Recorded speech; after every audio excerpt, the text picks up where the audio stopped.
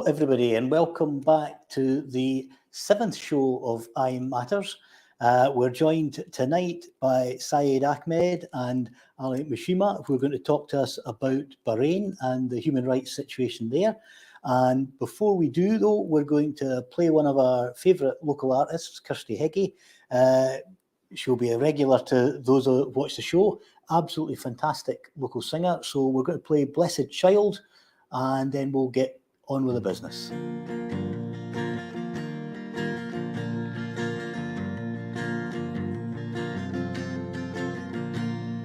Well, most of the people, most of the time, will tell you they feel rotten. They feel as though they've been left behind, or there's something they've forgotten.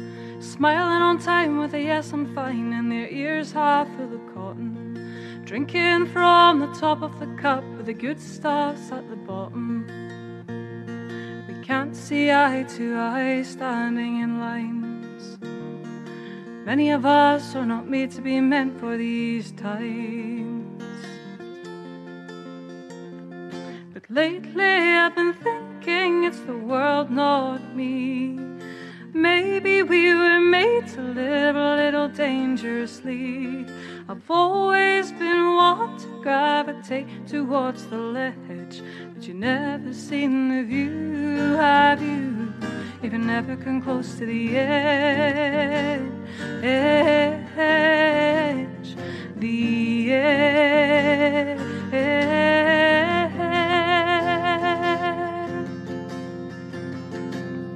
Well, there was a time that I was sure my own ship may be sinking, but I held on tight to the sides of the bow despite what others were thinking.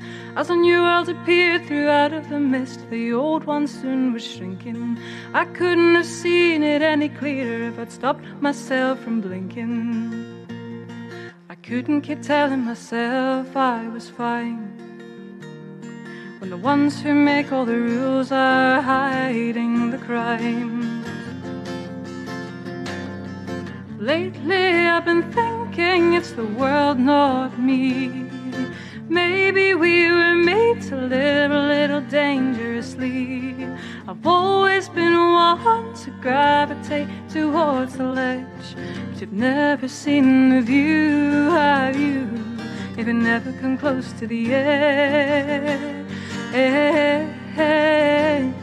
the edge.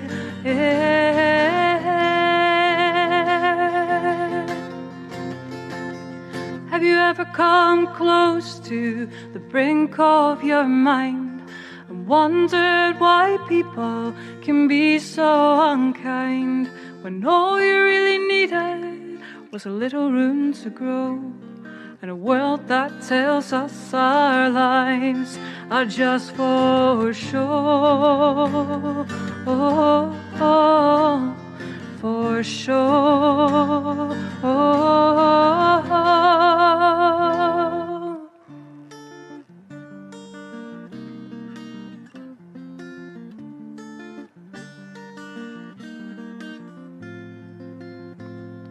Lately I've been thinking it's the world, not me.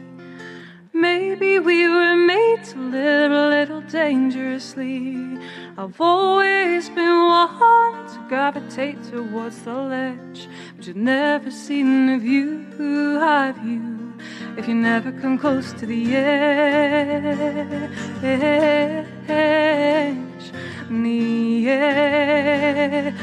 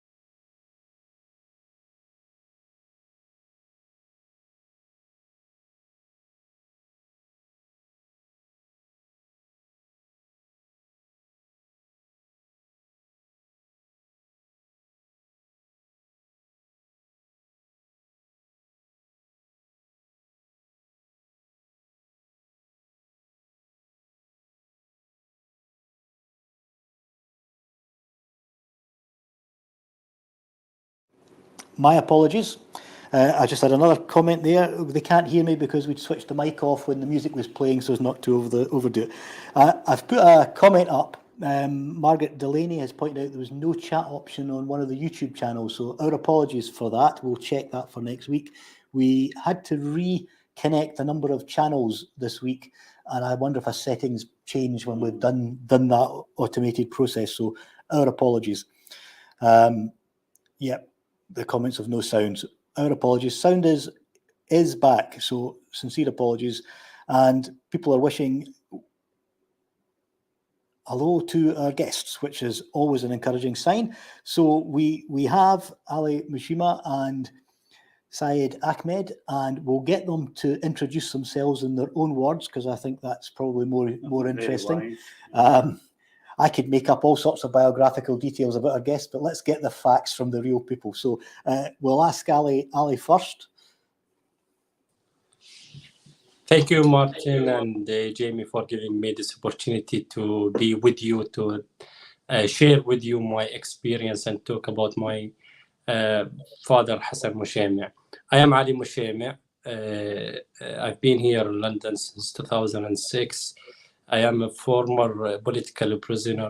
I was sentenced for 45 years in absentia. My father now completed 12 years behind the bar. He was arrested in 2011 after during the Arab Spring in Bahrain, and he was sentenced for life imprisonment.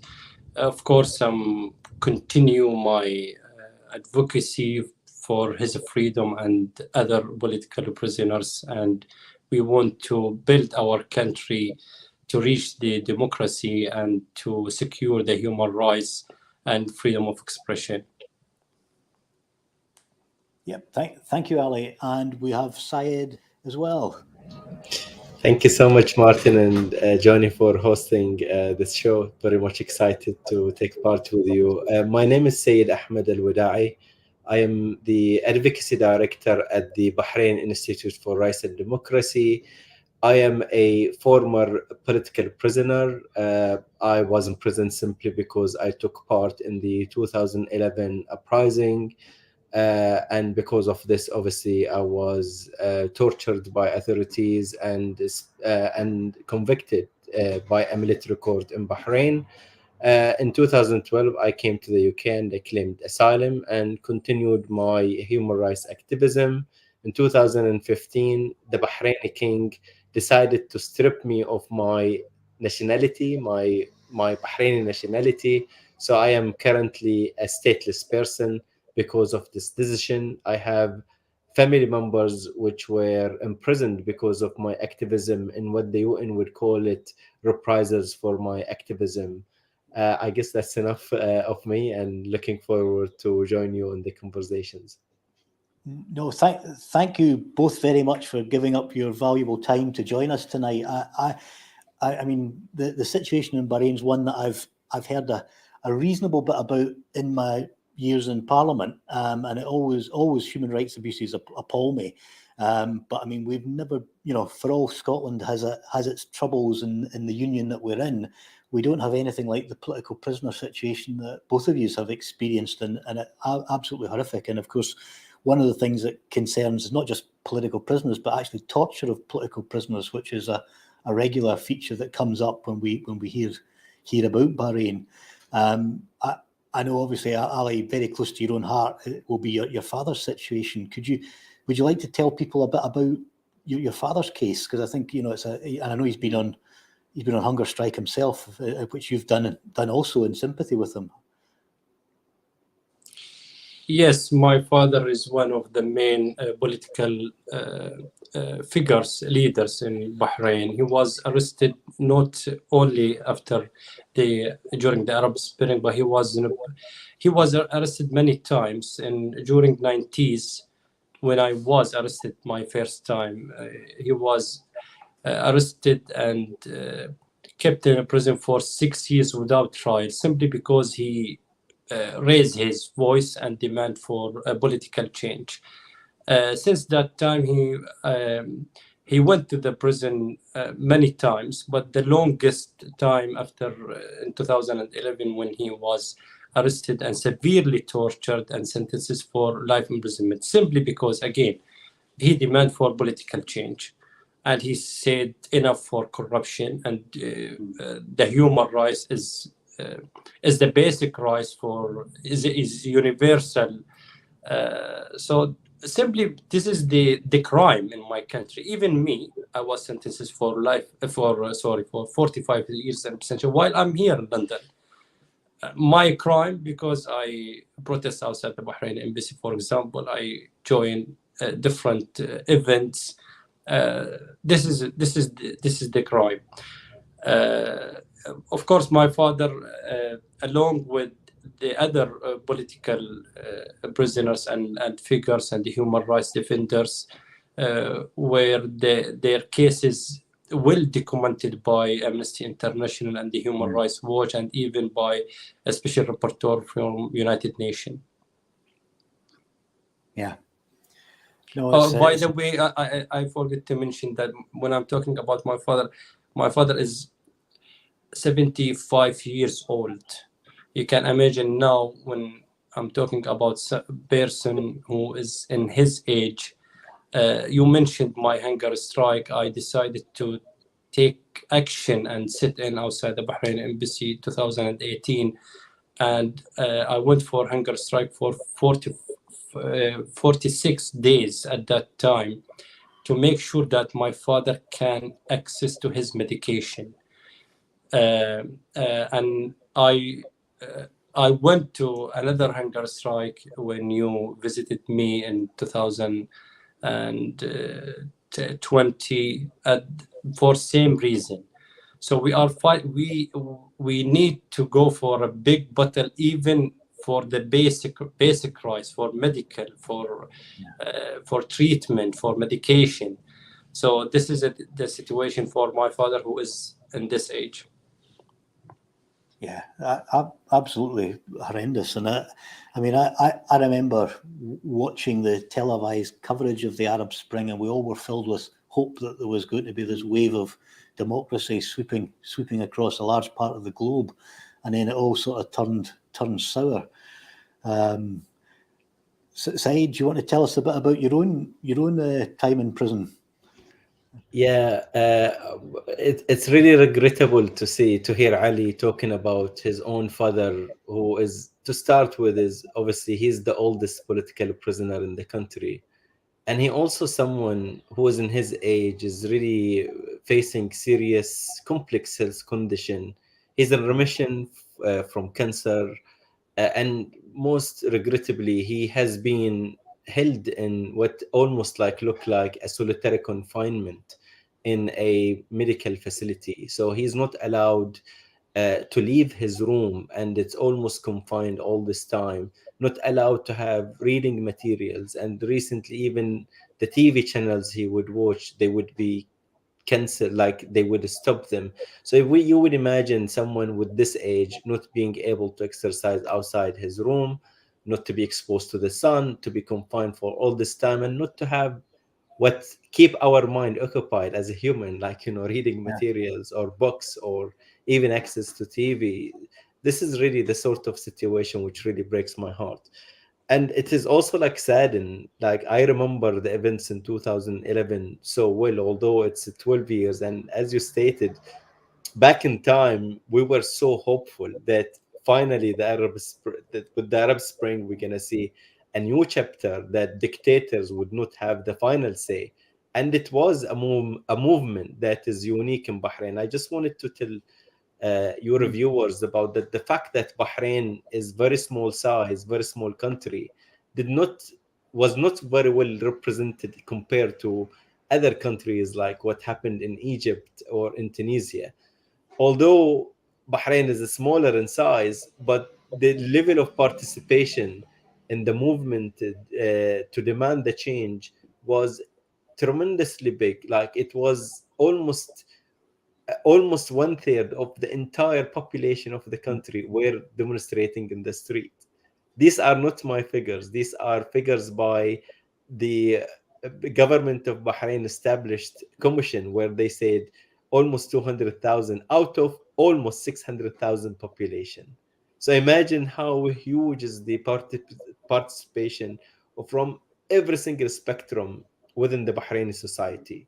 Regrettably, our crime was, and this is like me personally, my crime was because I took part in the central protest at the what we call it the Pearl Roundabout in the central Manama, and because I witnessed on that night, specifically on 17th of February 2011, that the police brutality, and the woman was running away from them as they were shooting tear gas towards her. And I was seeing this. I once like run towards the woman. I was assaulted, and luckily I managed to get away with it. And because I witnessed this incident that night, 4 people were killed, were murdered by the police. Some of them were very elderly individuals. And then I was punished by military court, and then the punishment does not end by you being convicted. So even when I went to the prison, Jawa prison, the very same place where there are about 1,200 political prisoners, many of them, almost 500 of them, are serving life sentences. Among them is people like Hassan Mushaima, Dr. Abdul Sengis, which you, Martin, specifically have raised repeatedly these cases in Parliament within the UK government, and so really this is the situation. I feel I was lucky to escape from torture, to run away from this really horrific ordeal, but I also at the same time feel I survived. I'm the lucky one. But those people which stood up for the very same demand I demanded back in 2011 languish behind bars to this date. And this is why we think that we should do whatever we can in our power to make sure that those individuals are not forgotten, and they are rightly should be released out of a prison as they should. That because the prison is not their places. Their place is to be with the people and to advocate for the right reform that the country should have. Yeah, I mean, I probably should have realised this before tonight, but just when you mentioned that figure of 1,200 political prisoners, and you consider that in context of 600,000 of a population, that's 1 in 500 people is a political prisoner. I mean, that is just gobsmacking as a statistic. It must be one of the highest rates in the world. It's the highest. As a matter of fact, you will spotted on this. And Bahrain, despite its small size, it's considered to be the highest number of prisoners per capita in the entire Middle East. So we are over like literally every single country in the Middle East per capita, because it's a small population, and you have this high number of political prisoners, not just the prisoners, political prisoners. Is really scary. And this is part of like the struggle, that it is also a forgotten story, unfortunately. Yeah, it's really, we need to do more to highlight, I think, the injustice. And of course, the UK has long connections with Bahrain. And I mean, Bahrain got independence from the UK back in the 70s. So there must be more that can be done here through soft power. And of course, the Bahraini king was a guest at the coronation. So I mean, the connections are there. So it is a shocking indictment on our society that we're not using our soft power to get at least a moderation of this excess. And it is excess. It's beyond anything that's out there in any other country. We hopefully that has answered Margaret Delaney's question about how many more are still in prison. Too many is the answer, but the statistic of 1 in 500 is gobsmacking. Do keep putting in questions, and if you can, mark them with a Q to make it easier for us to spot, because we're literally looking at them on the tablet as they pop up, and we don't want to miss stuff that people might want to hear. And if anyone is watching at home and thinking, gosh, we've not heard of this situation before, you will not be alone, because prior to being elected to Parliament, I can't say I knew anything about Bahrain. To our shame, our media doesn't particularly cover it. In fact, that is the case for even a lot of our own politics. The media doesn't cover it. It's pretty biased, and it doesn't do proper journalism anymore, if it ever did.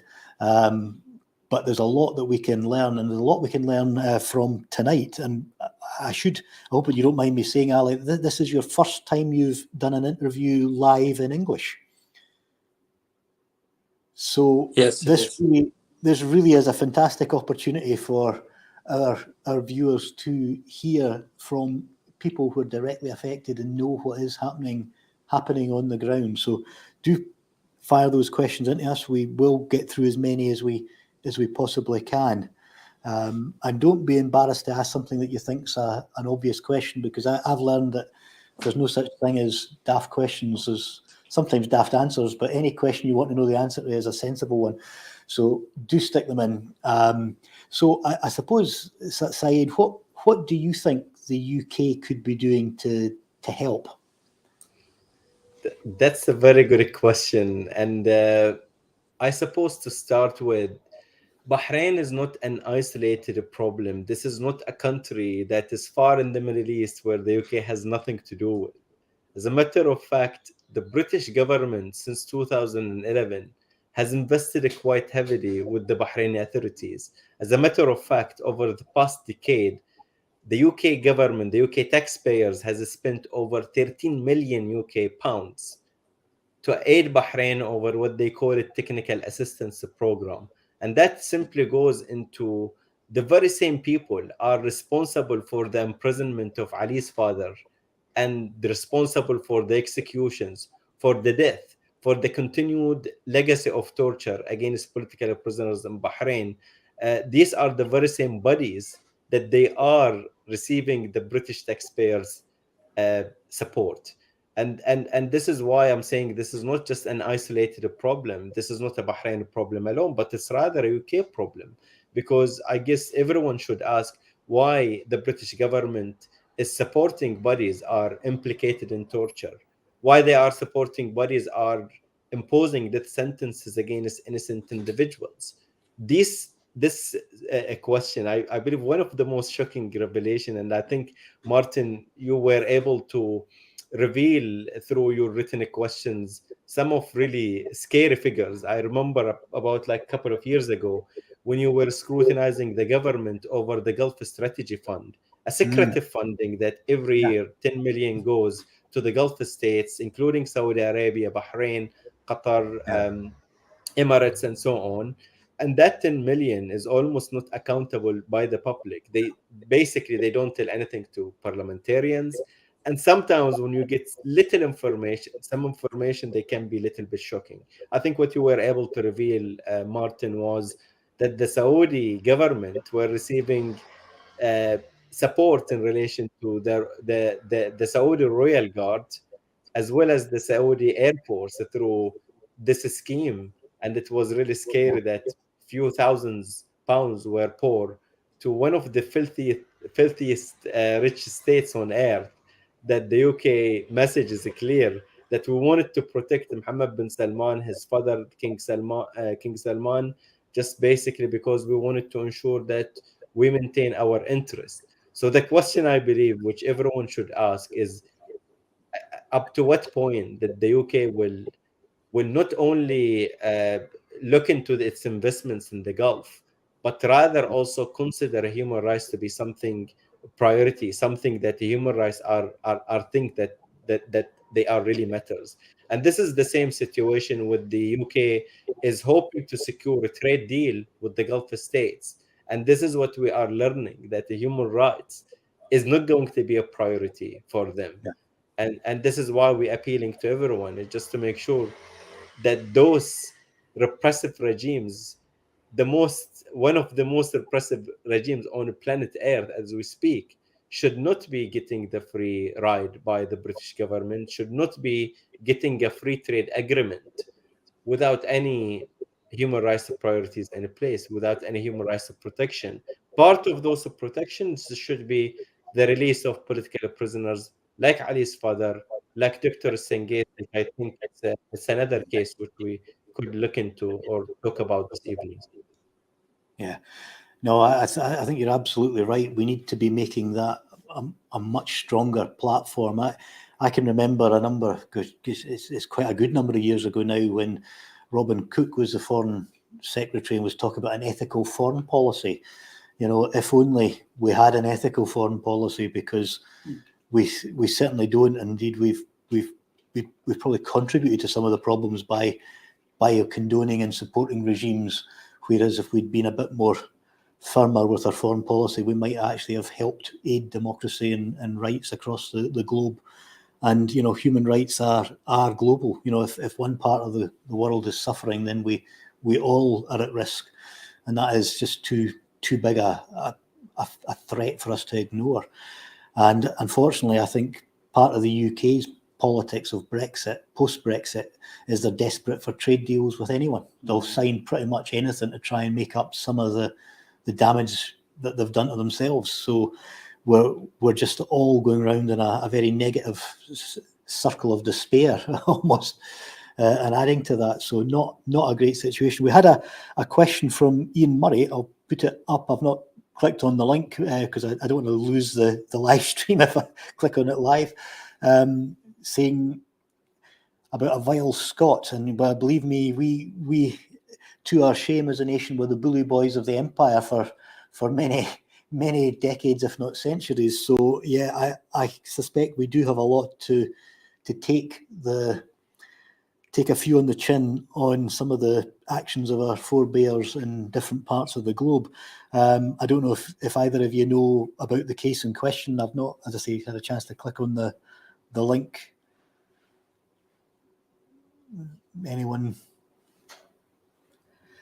We'll need to get another device up so we can view things. We are our own technical support team as well as doing the chat. So yeah, I mean, this is an incredible person in this photo. The man in this, if someone has access to this link, this is a guy named Ian Henderson. And Ian Henderson is a former police officer under the British Empire, and he is and the system of torture in Bahrain is attributed to him. He is the guy. He is the person who has actually designed the torture system in the country. And during the 90s, this guy was responsible for the murder of number of individuals, including very young individuals like a guy named Saeed al-Iskafi, who was tortured to death. And when his body was sent, there was an iron mark on his back, as part of shows the gravity of the kind of torture that this guy was teaching them. So regrettably, that the UK is not just like can wash its hands and pretend nothing happened.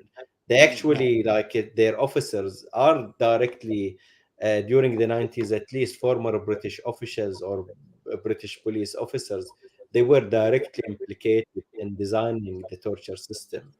And I guess the more revelation we see, and I would encourage people to read the story of Ian Henderson and how individuals like him are the one which really got into the support of the Bahraini regime, and the British government did nothing to stop them.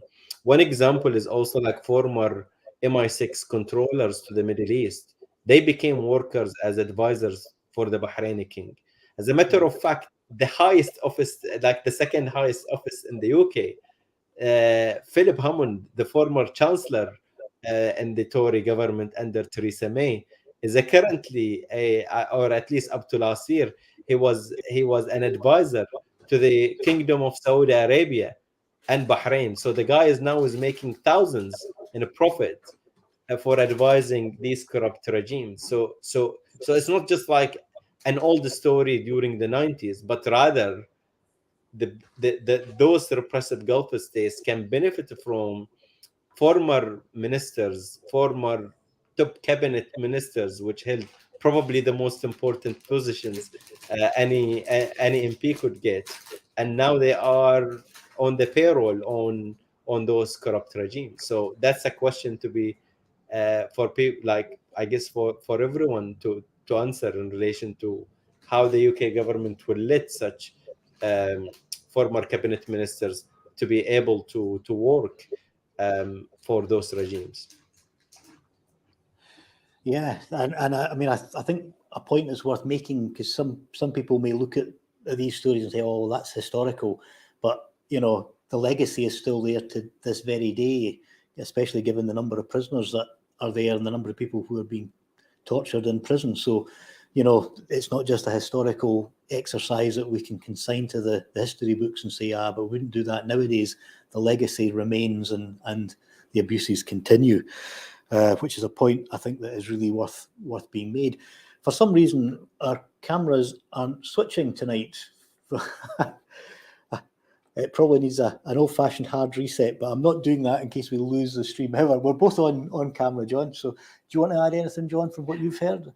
I'm intrigued by the 1 in 500. Does that mean that most people on the streets in Bahrain will have one of their family members that's a political prisoner, and is it a certain area that the certain types of people that they target, or is it just a whole right across the whole nation that they target these people? The 1 in 500, as we know, Martin, is if you're out working and when you're out campaigning, anytime when you tend to know one person knows another person, and so on and so forth, and that's how you get to know people. You get to know families, and I call sometimes that's how you gather accidental activists. And I'm just wondering if you could maybe say that have you got something like that set up between families that have gone through this terrible time?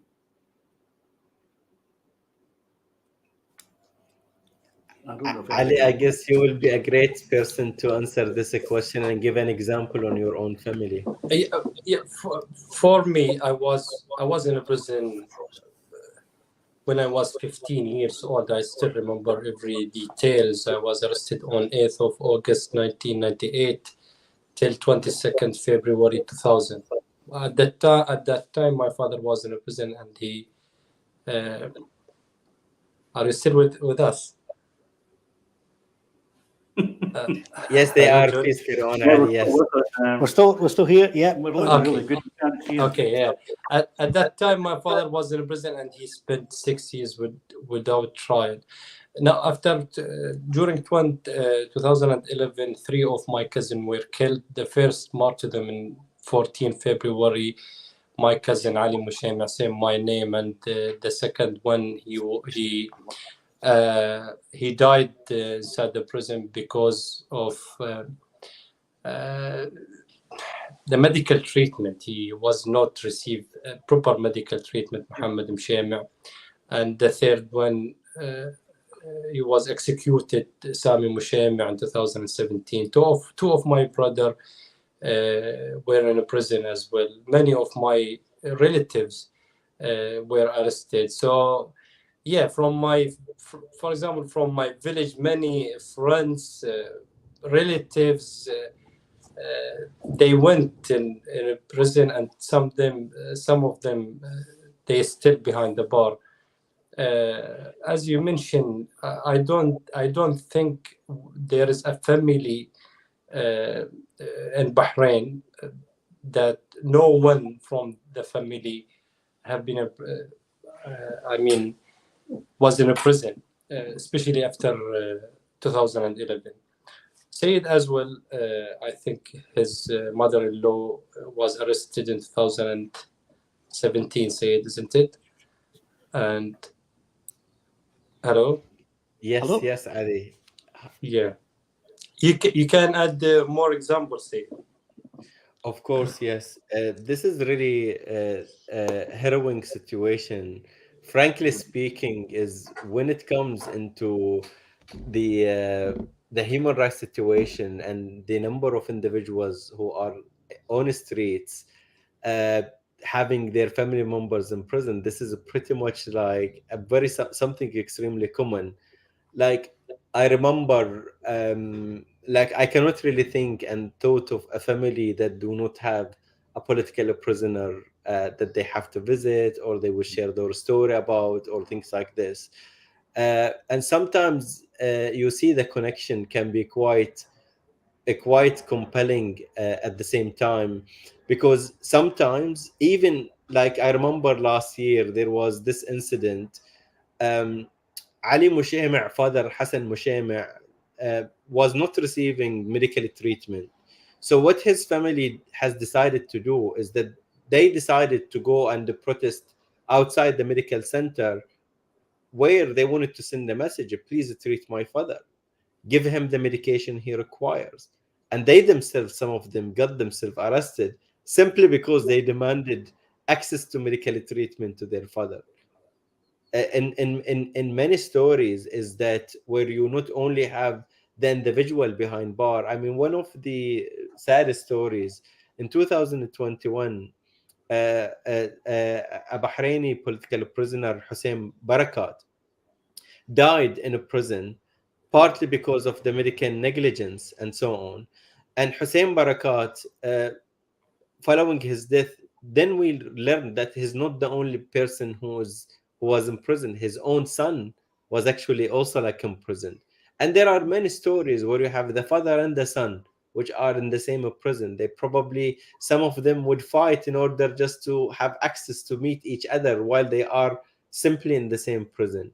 So it is really like there are many what I would say very sad stories. And Johnny, you ask about whether there is a specific category of the people are targeted by this. Regrettably, the case is the majority of those, I mean, pretty much all those which were executed as Bahraini nationals are from the Shia Muslims. So Bahrain, although it's led by Sunni ruling family, the majority of the population are Shia. And and also like the Shia are the one which are pretty much the subjected to a lot of what I would call it racism. A lot of it is about also like attempt for the government to change demography of the state. You have the Shia, for example, although they represent the majority, they are forbidden from accessing jobs in military or accessing jobs within security sectors. It's pretty much an apartheid, but there are really hidden rules that not many people would know about unless you are Bahraini or someone which really follows like the situation very closely. It's a pretty much damning targeted. Sadly, Ali gave an example of how a family member of him was executed, and to have his father is actually dying in a prison at this age without receiving a treatment. This is a single family suffering this much, and it's really I guess it's when you ask the British government about their evaluations on human rights, you will hear they almost would talk about like things are progressing, things are moving in the right direction, and just like pretending none of this is happening. Yeah. No, thank you for that. A few comments coming in regarding how the media doesn't cover it, and thank you for the link that you've sent. I've stuck that out on our channel with an article that people might want to read that gives them a bit more information. So we appreciate that link. I think the more we learn about this, the better informed we will all be. I'll just give a quick technical update. So apologies for the technical difficulties when we disappeared off screen there.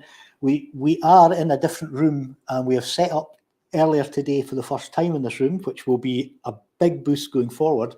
We are incredibly grateful to Linda Graham from Broadcasting Scotland for the cameras that she's given us, which have improved the quality of the cameras that we were using. That is a great boon. But we are linked into a laptop, and when the screensaver goes down, it freezes the input that we've got from the video. So we'll need to switch the screensaver off for future weeks. But at the moment, what I'll do is every 5 or 10 minutes, I'll get up and just run the touchpad to stop it. I'll need to get a new laptop, Mark. I think that's the answer. That's it. Yeah, well, but hey, we're getting there. We literally are making this up as we go along. But we do our own tech as well as our own interviews and chat, and we try and do this as informally as we can. Although we would like the tech side to be a wee bit more professional than we've managed. But we learn every week new things, and you only really learn when things go wrong. So we do apologise for that and thank people for the forbearance. If we do go blank again during this week's show, we will reappear very quickly because we now know what caused it. But enough. On back on with the chat, and we've got some new comments. Yeah, I think Hashbury Stumbles made a very perceptive comment. Religious divisions as damaging as political division. We've seen that in our own society over the years. It's a global phenomenon, and I don't want to bore people with stats, although I do like the odd stat now and again. But they say 80% of the world lives in countries, not 80% of the world is persecuted, but lives in countries where there is religious intolerance and persecution. So it really is a global phenomenon that we've all got to be tackling. I've got a wee comment, and if the guys have heard me say this before, I apologise, but I think it's always worth repeating. As some of you may know, my partner is from Kerala in South India, and when I was over there meeting the family for the first time in 2018, one of the visits I did was to the State Assembly. And after I'd been to the State Assembly and met with various local politicians and the Speaker, I was shown round the State Assembly Museum. And they have their own Assembly Museum as well as the museum that's in Trivandrum. This is distinct from the museum in Trivandrum. It's purely a look at democracy, or not necessarily democracy, but political history of what makes up the current state of Kerala. And it was a fascinating museum. It was based on I think probably one up the eye for the British. It was based on an old British Army barracks, which they'd taken obviously over after they'd got independence. But the bit that I found most interesting in that state museum was the first ever state elections were in 1956, after India got its independence in 1947. And it was famous in world history as the first elections that the communists ever won in the world, democratically. But there was something much more interesting in that museum. Was I saw the literature and the posters that the candidates had used during the first ever election. And because I took an interest, the curator showed me quite a bit of the stuff that was there. And there was 2 numbers featured in all the literature from the successful candidates. And it didn't matter if a successful candidate was the communists won the election. It didn't matter if it was communist, Congress, Muslim League, independent. The successful candidates all featured 2 numbers. And I had to ask what the numbers were. And one number was the number of times they'd been arrested by the British, and the other number was how long they'd spent in prison. So the people that were elected when democracy came were the freedom fighters that had been championing it in the dark days. So I hope that anecdote gives encouragement. However depressing things might seem just now, when the change comes, the people remember who was fighting for them, and there will be a payback and a reward for the suffering and the abuse and the torture. It should not be happening, but people will remember, and there will be a reckoning, as it were, but in a positive way for the people that were on the good side of the angels. Margaret Delaney says, "My goodness." So yeah, and great quote from Hashbury Stumble: "Once in a while you get shown the light in the strangest of places if you look at it right." Yeah, that is so very true. And stuff still coming in. Yeah, well, I'm pressing the buttons twice, so apologies for that. As I say, we do our own technical side. If there are any volunteers that want to help, we're always willing to take on more people. But how are we doing for time? We'll take a wee break just now and go over to our friends at the Falkirk Yes Hub just to get a wee update and bring them up on screen. Yep, brilliant. Hello, how are you doing? Hi, Kenny. Good to see you. I hope. Good to see you too. I hope we didn't. Hope we've not caught you too off guard there. Apologies for not giving you advance. Not at all. I'm really moving to hear your stories tonight. We were actually feel so fortunate here in this part of Europe in terms of our liberties and rights, and our heart goes out to you in a very real way. I'm sure there'll be many people sharing that emotion here tonight as we watch from Falkirk and the world, because this is an international show. Yeah, no, that's smashing. So I gather you're out recording later this week for some future episodes.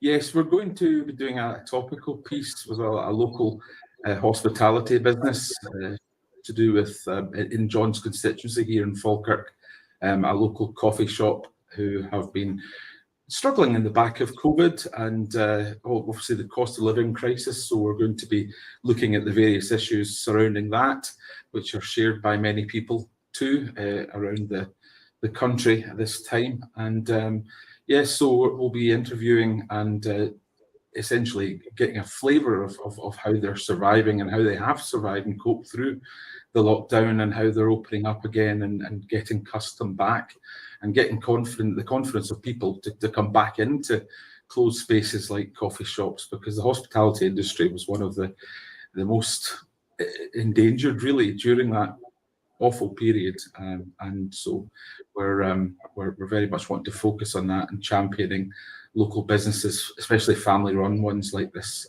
one that we're going to be visiting on the end of the week. And John's going to be coming to meet up with the owner and have a chat too about how they're getting on. So yeah, very much a topical theme, using a local example, but nonetheless always good to champion community causes, and what better causes than small businesses. Shop local, buy local. It's the way forward. It's the only way forward. The small businesses are the backbone of our economy, ultimately. Big businesses can come and go, but ultimately it's the locally run ones, it's the locally focused ones who have an investment, a personal investment and a community investment that ultimately run our economy and make it tick. We need to encourage that and encourage people to start up enterprises like it and use their talents therein. Good. Yeah, no, thanks very much for that update, Kenny.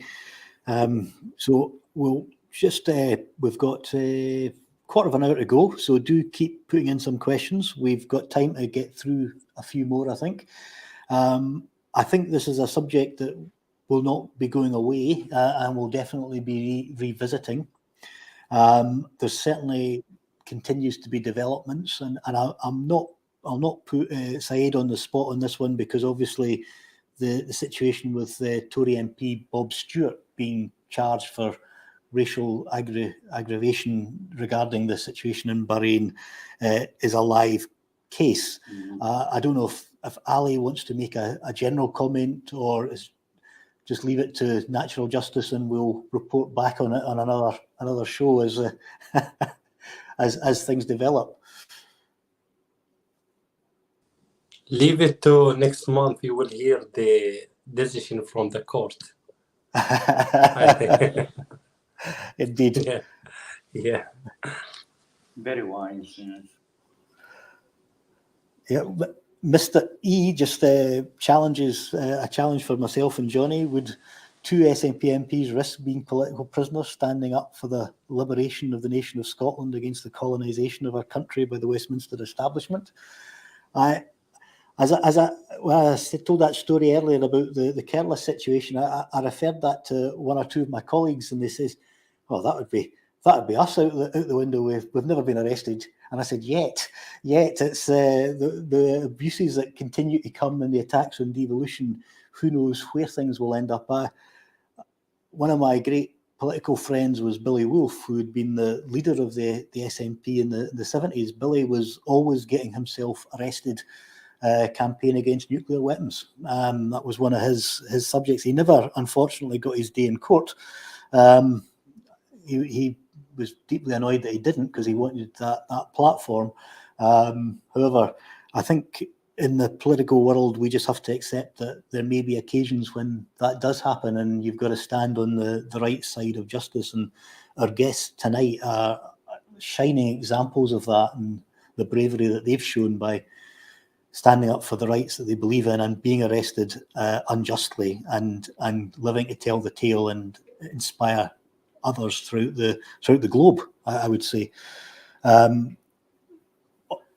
think that it's a really, really good question, and gets to the heart of the matter. I think why people become involved in politics in the first place. I've always believed, and I'm reassured by us Scots and probably Celts, that we absolutely hate injustice. Probably a wee bit more so than we like justice. I think we actually hate injustice more than anything. And now that I'm getting to the age of your father, to think that somebody like you's going through this and you can't actually see your father as well or as often as you like, and what's left of your life, you want to live it in some sort of normality, some sort of normality, and that's been taken away from you. So the question was, would you stand up? I'd like to think, yes, we would stand up. I can understand what you're saying about every member of somebody somewhere in your family, you're being cowed by what could happen to you, or keep them suppressed because we'll take this away from you. We can torture or punish. It's actually medieval in its outlook and things that you see that's going on with the way that you guys are going through this just now, and in other places as well. So, yeah, I would definitely have no hesitation about standing up or protesting.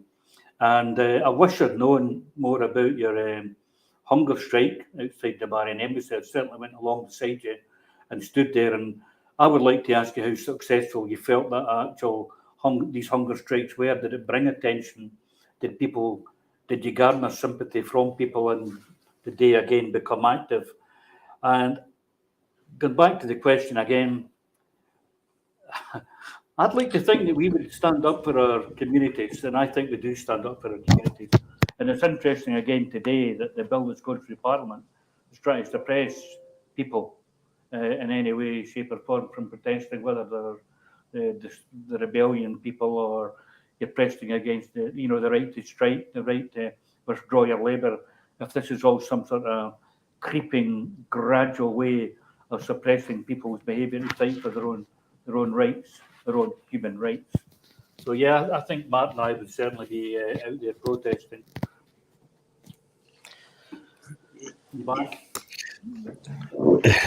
Thank you so much, both. I just have something really practical to take forward, if I may suggest. Yeah. One thing which is really crucial, we expect in the UK, that the Bahraini Prime Minister and the Crown Prince will be coming to the UK either this week or next week. And we would like, on this basis, is that for members of Parliament to write directly to the Foreign Secretary and to the Prime Minister, who are expected to meet him, is to raise the issues of political prisoners of Bahrain, to raise Mushaima case and the situation where the funding and all of this, and would love to have your input in this. And I have to say also like this to Johnny and Martin is, I think honestly, like the way how Ali took the decision to end his hunger strike to save his father last time, it was an initiative by two SNP MPs, Brandon O'Hara and Chris Lowe, who persuaded Ali to say, what if we bring this debate from the doorsteps of the Bahrain embassy to the heart of like the Westminster, to bring this debate live? And when Ali agreed, and this was the basis to alleviate his suffering, basically by really taking a stand-up position to raise the awareness of political prisoners. So I mean, it's I have to say this, that the SNP and overall being one of I the sent my strongest... greeting to them as well, live, to Chris Lowe and Brandon O'Hara. No, thank you. And to you, Martin, of course.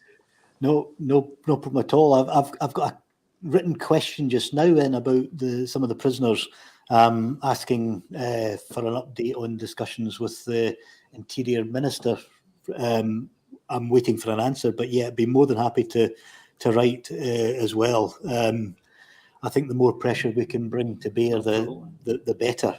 And a great believer in the old political adage: if you don't ask, you don't get. So the more times we ask, the better chance we've got of making progress.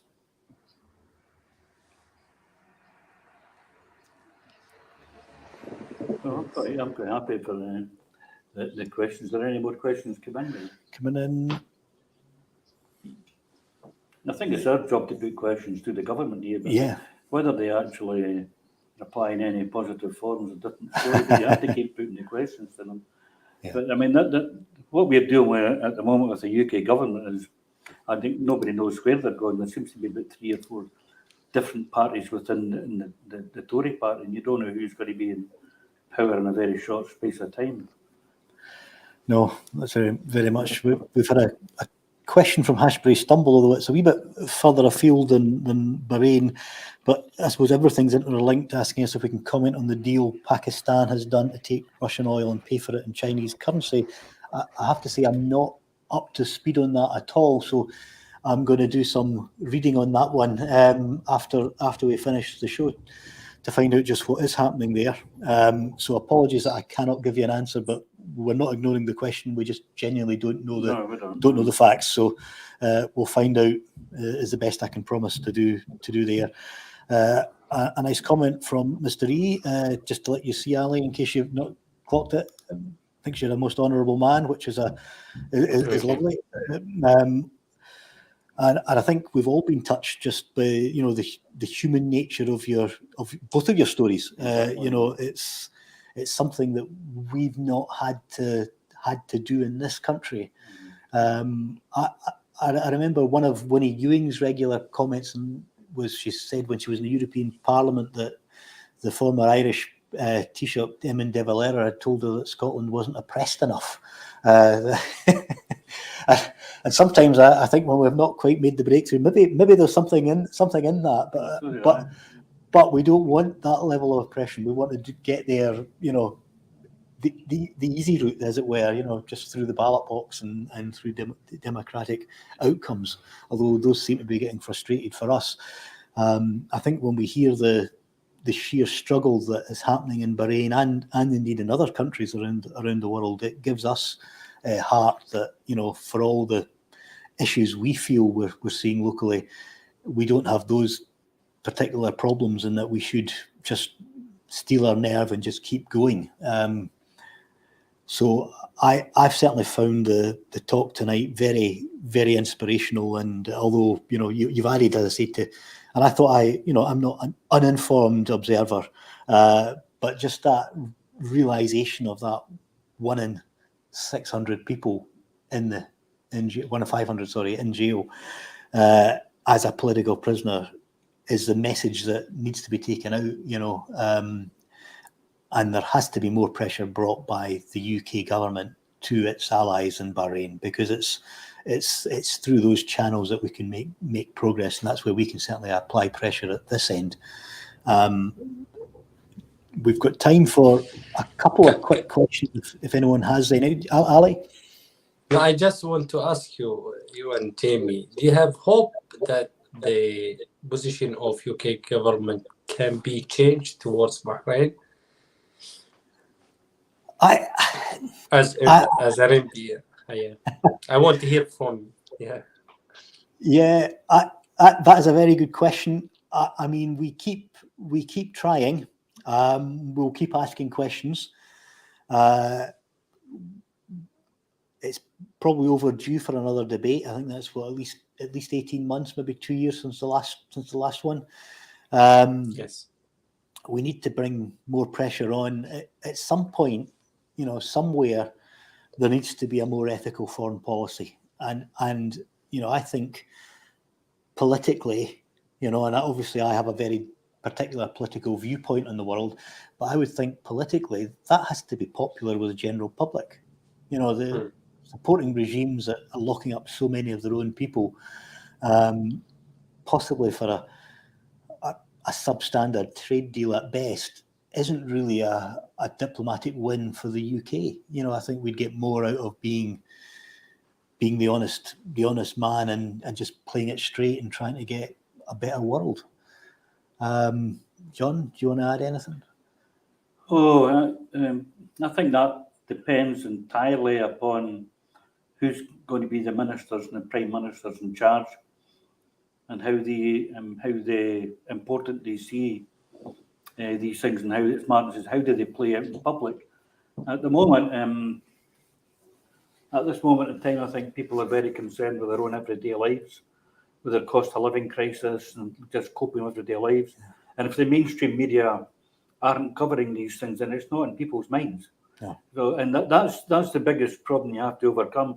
That is why there are civil servants employed to make sure that they're acting constantly and backing up the human rights issue. But I'm very fearful of this present Tory government, because I don't think they have any direction or any particular direction, especially on the human rights. And I think that's just been backed up by the way they're behaving.